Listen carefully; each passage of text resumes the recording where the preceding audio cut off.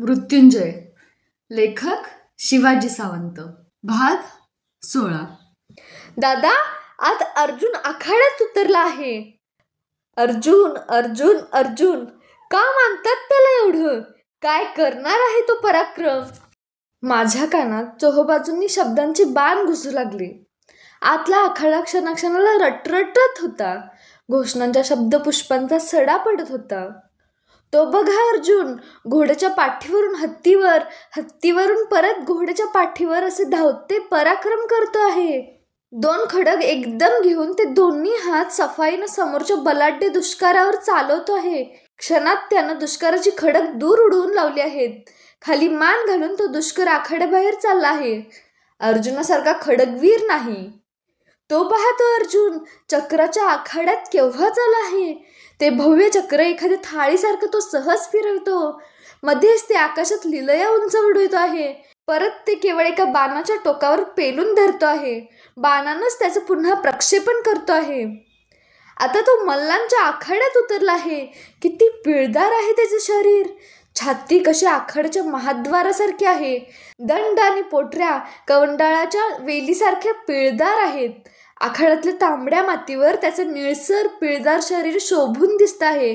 अरे वा, हा अर्जुन हे आखाडे केव्हा बदलतो आहे आणि केव्हा वेगवेगळे पराक्रम करतो आहे तेच समजत नाही. इथे एकच अर्जुन आहे की 13 आहेत? आता तो धनुर्धराचा वेश घालून धनुर्विद्येच्या आखाड्याकडे चालला आहे, विष्णूसारखा. भले अर्जुना, साधू पांडुपुत्रा, तुझ्यासारखा धनुर्धर शोधूनही अखंड आर्यावर्तात मिळणार नाही. आज तूच हस्तिनापुरातील सर्वश्रेष्ठ अजिंक्य वीर ठरणार. टाळ्या, अविरत टाळ्या, पावसाच्या सरींना लाजवतील अशा कडकडीत टाळ्या. आरोळ्या, हलकल्लोळ, गदारोळ. अर्जुन अर्जुन.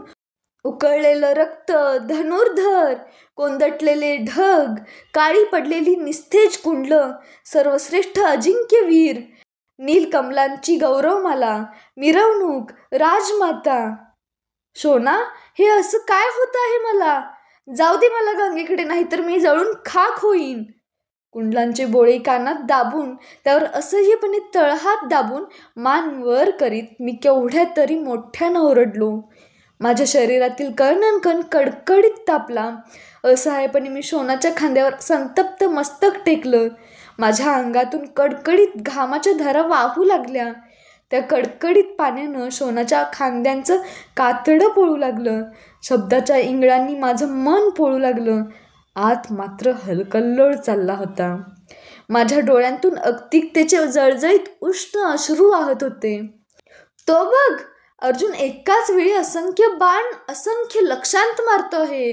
टाळ्या! आकाशात उडविलेली फळं वरच्यावर छेदतो आहे. त्या 2 तुकड्यांचे 4 4चे 8 असे असंख्य तुकडे वरच्यावर करतो आहे.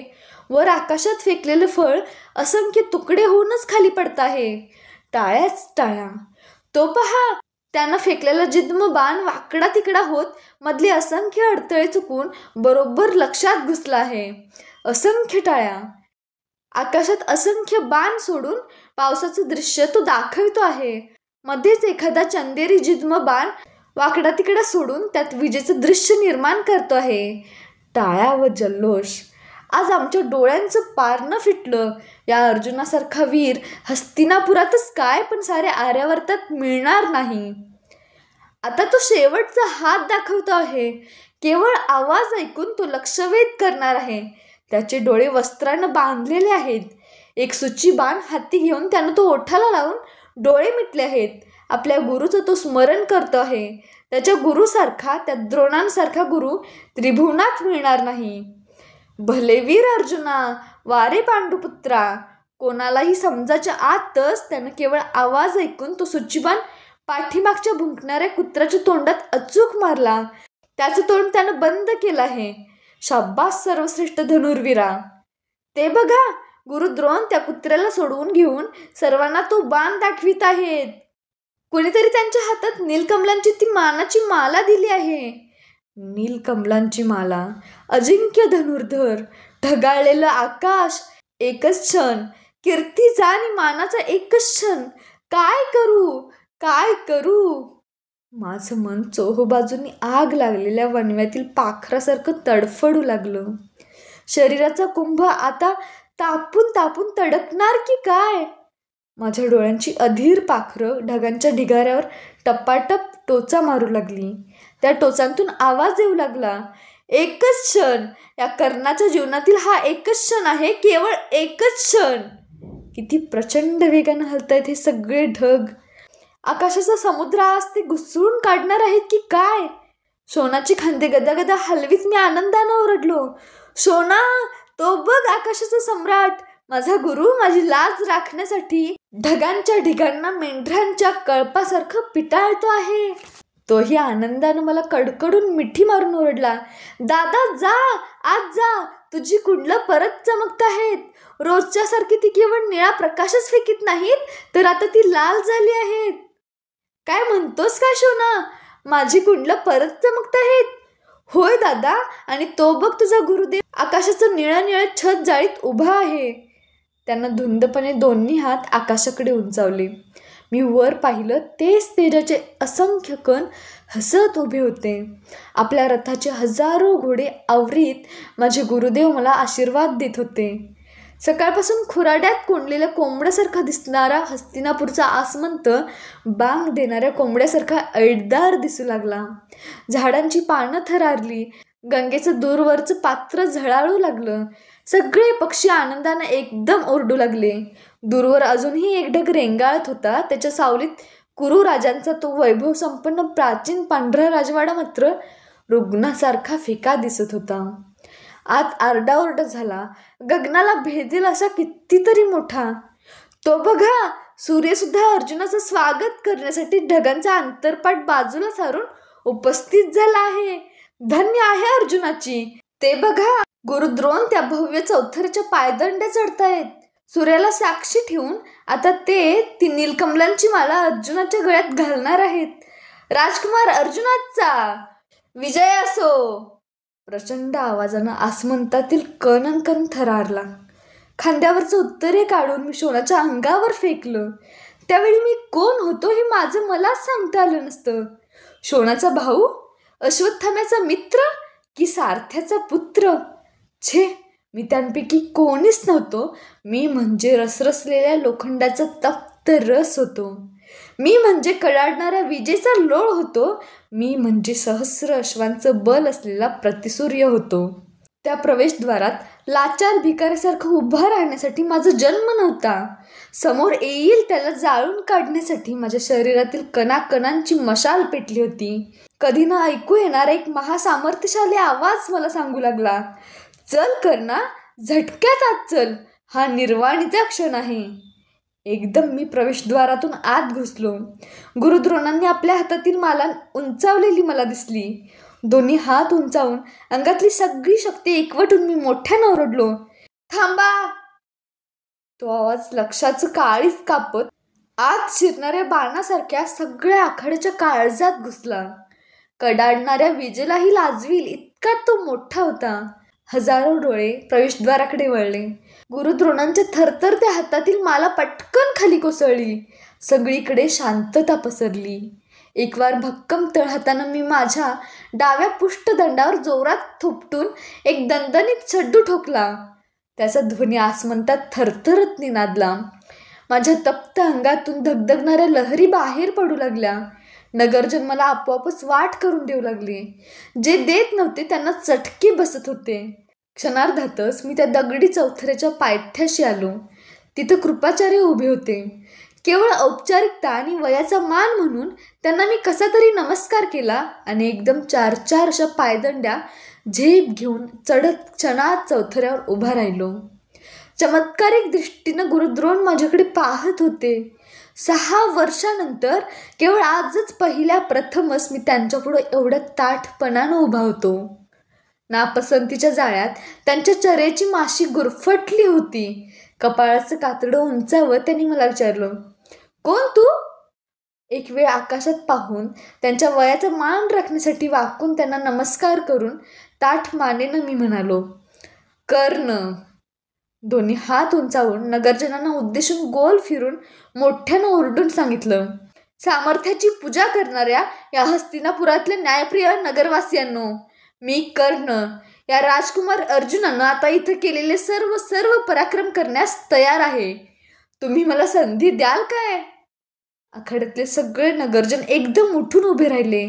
सगळेजण हात उंचावीत उत्तरी उडवीत आरोळ्या मारू लागले. त्याला संधी द्या, त्याला संधी द्या. राजकुमार अर्जुन निर्विवाद अजिंक्य ठरू द्या. आरोळ्या ऐकून महाराज धृतराष्ट्र उभे राहिले. त्यांनी शेजारी बसलेल्या पितामह भीष्मांना काहीतरी विचारलं. हातातील राजदंड त्यांनी उंचावताच सगळं पटांगण शांत झालं. घनगंभीर आवाजात महाराज मोठ्यानं म्हणाले, हा सामर्थ्याची कसोटी लावणारा आखाडा आहे. इथं हस्तिनापुरातील कुठलाही वीर आपलं सामर्थ्य प्रकट करू शकतो. गुरुदेव, त्या धाडसी तरुणाला संधी द्या. चोहोबाजूंनी टाळ्या आणि घोषणा यांनी त्या भाषणाचं उत्स्फूर्त स्वागत झालं. सगळा आखाडा उतू जाणाऱ्या दुधासारखा क्षणाक्षणाला आत्यंतिक उत्सुकतेनं फुगू लागला. उठलेले प्रेक्षक पुन्हा मान ठोकून खाली बसले. गुरुदेव द्रोण, कृपाचार्य आणि अर्जुन चौथऱ्यापासून दूर जाऊन उभे राहिले. मी राजकुलातील लोकांच्याकडे एकदा पाहिलं. तिथं विदुर, महाराज धृतराष्ट्र, पितामह भीष्म, शकुनी मामा, अमात्य वृषवर्मा आणि आमंत्रित राजे बसले होते. त्यांच्या पायथ्याशी सगळे राजकुमार बसले होते. त्यात दुर्योधन, दुःशासन, दुर्मुख, दुष्कर, विकर्ण, भीम, नकुल, सहदेव आणि युधिष्ठिर होते. सर्व राजपुत्रांच्या बरोबर मध्ये अश्वत्थामा बसला होता. त्या सगळ्यांपैकी केवळ चौघांची मुखं आनंदानं उजळून गेली होती. त्यात महाराज धृतराष्ट्र, ज्येष्ठ कौरव दुर्योधन, दुःशासन आणि माझा मित्र अश्वत्थामा होता. अश्वत्थाम्यानं हात उंचावला. मी त्याच्या प्रेमाचा तेथूनच मुखपणे स्वीकार केला. त्यात असल्या आणीबाणीच्या वेळीही माझ्या मनात एक विचार चमकून गेला. या गुरुद्रोणांचा हा अश्वत्थामा पुत्र आहे, पण दोघात किती अंतर. एक निवळशंख खळखळणारा झरा तर दुसरा सदैव घनगंभीर वाटणारा महासागर, खारट आणि अंत न लागणारा. बाहेरून येणारं पाणी आपल्या अंतरात सामावून घ्यायला तयार नसलेला. मी राजस्त्रियांच्या डेऱ्याकडे बघितलं, पण तिथं काहीच दिसत नव्हतं. केवळ एक पडदा होता, तलम वाटणारा पण झिरमिरीत पडदा. गुडघे टेकून मी चौथऱ्यावरूनच पितामह भीष्म आणि महाराज धृतराष्ट्र यांना वंदन केलं. त्या झिरमिरीत पडद्यालाही वंदन केलं. आता एकमेकांचा श्वासोच्छ्वास ऐकू येईल अशी शांतता पसरली. ज्या क्षणासाठी हा कर्ण 6 वर्ष तळमत होता, ज्या क्षणासाठी त्यानं रात्रीचा दिवस केला होता, त्या क्षणाची वाट पाहताना त्याच्या धीराचे सर्व बांध फुटले होते. तो हा क्षण होता. उपेक्षेच्या मुशीत 6 वर्ष तापून निघालेला क्षण. अनुल्लेखाच्या वनव्यात गेलं अर्धतप होरपळून निघालेला हा क्षण. भेदाभेदाच्या द्वंद्वात आजवर पायदळी तुडवला गेलेला हा क्षण. कर्तृत्वाला घुसमटवून ठेवणारा हा क्षण. आजपर्यंत पौरुषाचा निर्घुण अधिक्षेप करणारा हा क्षण. आज एकतर हा कर्ण ती नीलकमलांची माला गळ्यात घालून विजयी वीर म्हणून परतेल, नाहीतर पराभूत झालेल्या कर्णाचं प्रेत तुडवून मगच नगरजन परत जातील. अन्य काहीही घडणार नाही. या स्पर्धेचा शेवट हाच असेल, निखळ विजय किंवा मरण. माझ्या गुरुनं अर्ध्या तपाच्या ज्ञानसाधनेत मला एकच शिकवलं होतं, विजय किंवा मरण. आशीर्वाद घेण्यासाठी हात जोडून मी आकाशात पाहिलं. डोळे उघडे ठेवून ते तेज मी घटाघटा पिऊ लागलो. एक अत्यंत तेजस्वी प्रकाश ज्योत माझ्या सर्वांगात संचारला. आता कर्ण नव्हता, तो लोखंडाचा तप्त रस नव्हता, विजेचा लोळ नव्हता, तो शोणाचा भाऊ नव्हता, अश्वत्थाम्याचा मित्र नव्हता, कुणाचा पुत्र नव्हता. या स्पर्धेत भाग घेणारा तो एक हस्तिनापुरातील वीरही नव्हता.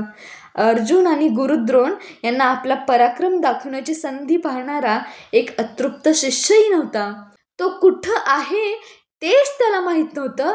माहीत व्हावं असं त्याला वाटतही नव्हतं, कारण आता तो सूर्यदेवांचा एक प्रकाशमान किरण होता.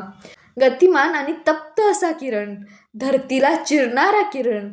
आता त्याला समोरचे हजारो जण दिसत नव्हते. आता त्याला कानातील धडधड ऐकू येत नव्हती. आता त्याला टाळ्यांचा पाऊस ऐकू येत नव्हता. आपलं शरीर उकळलेलं आहे म्हणून तो अस्वस्थ होत नव्हता, कारण तो म्हणजे केवळ प्रकाशाचा किरण होता.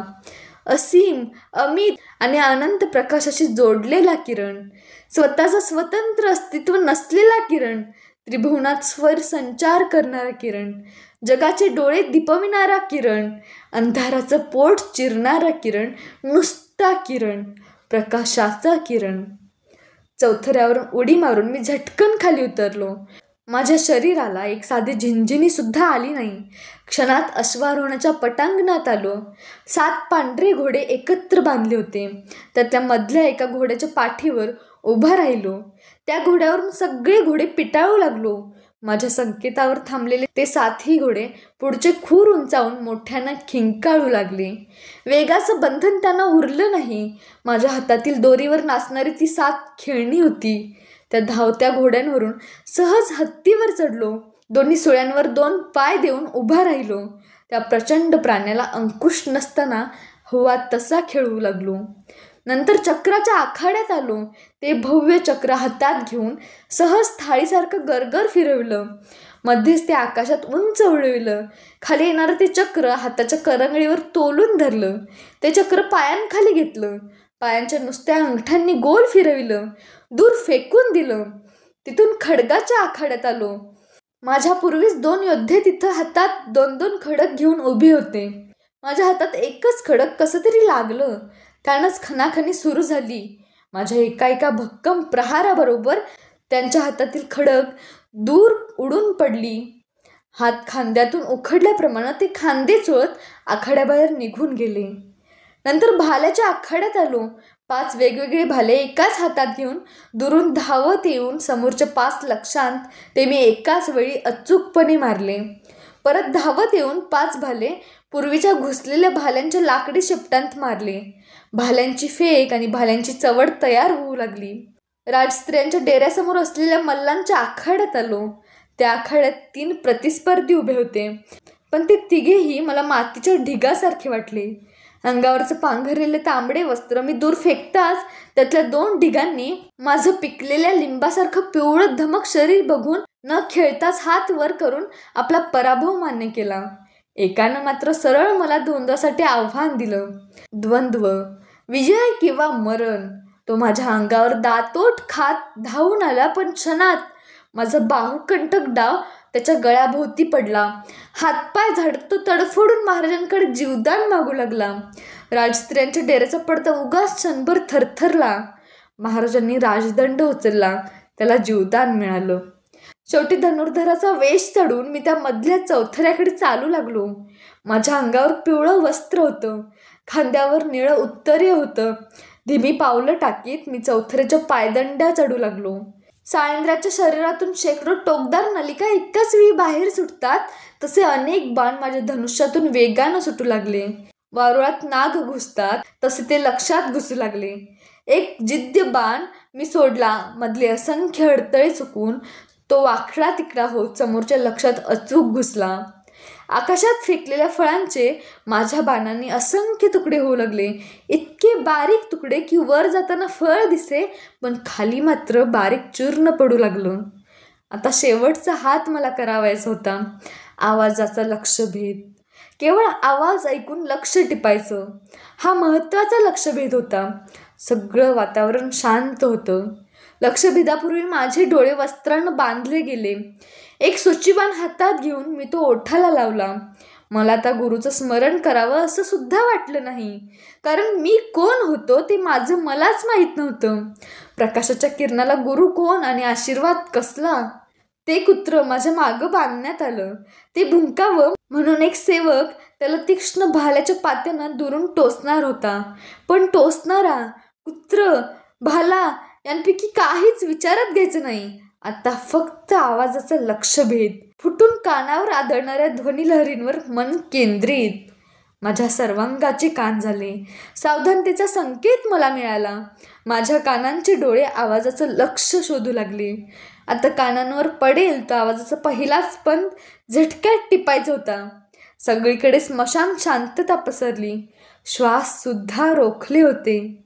एकमेकांच्या हृदयांची धडधड ऐकू यावी अशी नीरव निश्चल शांतता होती. आवाजाचा एक मंजूळ स्वर माझ्या कानांवर आदळला. बाण धनुष्यातून सुटला नाही, तो कुत्र्याचं भुंकणं ऐकू आलं. सगळं कसं एका क्षणात होऊन गेलं. बाण धनुष्यातून सुटला होता.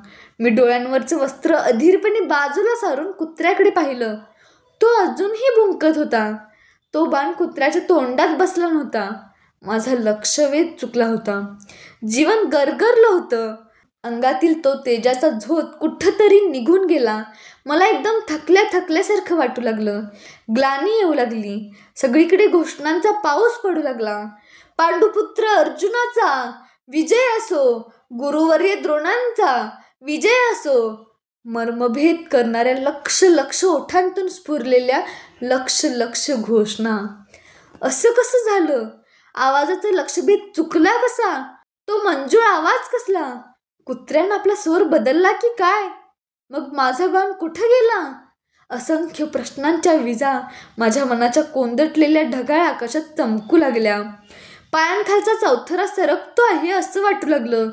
मी कुठं होतो? पृथ्वीवर, स्वर्गात की नरकात? पांडुपुत्र अर्जुनाचा जय जयकार करणारी ही नरकातील भुतावळ आहे की काय? सगळा आखाडा माझ्याभोवती गोल गोल गरगर फिरू लागला. मस्तक मांडीत खुपसत मटकन खालीच बसलो. माझ्या पायात ती नीलकमलांची माला होती, मानाची माला.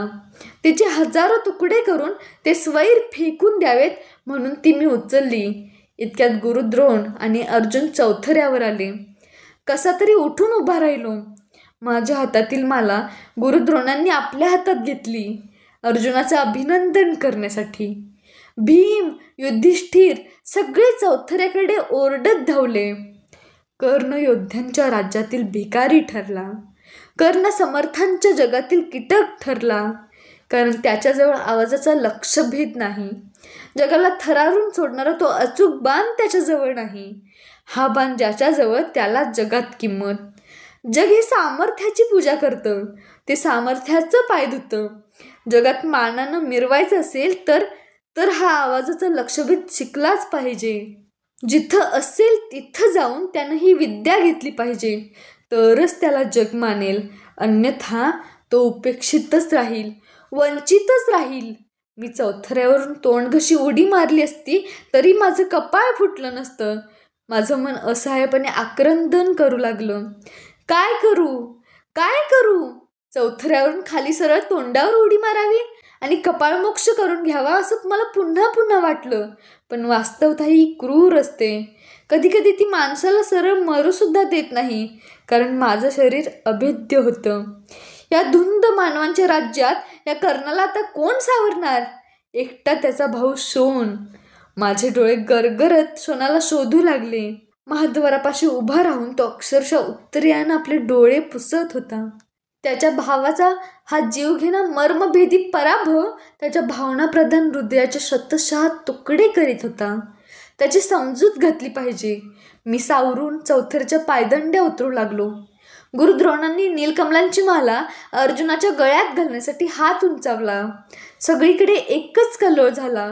पांडुपुत्र अर्जुनाचा विजय असो, गुरुवर्य द्रोणांचा विजय असो. इतक्यात महाराज धृतराष्ट्रांच्या हातातील राजदंड आपल्या हातात घेऊन तो आकाशात उंचावीत पितामह भीष्म थरथरत्या स्वरात मोठ्यानं ओरडले, थांबा! पण त्या गदारोळात त्यांचा आवाज कुणालाही स्पष्टपणे ऐकू गेला नाही. गुरुद्रोणांनी नीलकमलांची माला अर्जुनाच्या गळ्यात घातली. टाळ्यांचा प्रचंड कडकडाट झाला.